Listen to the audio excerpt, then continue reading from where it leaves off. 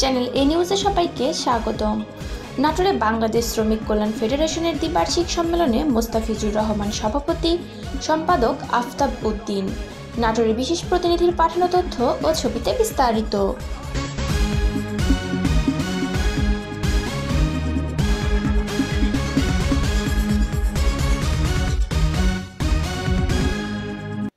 নাটোরে বাংলাদেশ শ্রমিক কল্যাণ ফেডারেশনের দ্বিবার্ষিক সম্মেলন অনুষ্ঠিত হয়েছে।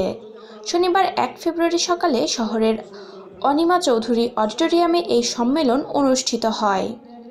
সম্মেলনে অন্যান্যর মধ্যে উপস্থিত ছিলেন বাংলাদেশ শ্রমিক কল্যাণ ফেডারেশনের কেন্দ্রীয় উপদেষ্টা, সাবেক এমপি, সাবেক কেন্দ্রীয় সভাপতি অধ্যাপক মুজিবুর রহমান, বাংলাদেশ শ্রমিক কল্যাণ ফেডারেশন রাজশাহী অঞ্চলের প্রধান উপদেষ্টা মোহাম্মদ শাহাবুদ্দিন, ফেডারেশনের কেন্দ্রীয় সহসভাপতি মুজিবুর রহমান ভূঁইয়া, ফেডারেশনের নাটোর জেলার প্রধান উপদেষ্টা মীর নুরুল ইসলাম, কেন্দ্রীয় কার্যকরী পরিষদ সদস্য আব্দুস সবুর, নাটোর জেলা শাখার সভাপতি মোহাম্মদ জিয়াউল হক সহ বিভিন্ন শ্রমিক সংগঠনের নেতাকর্মীরা।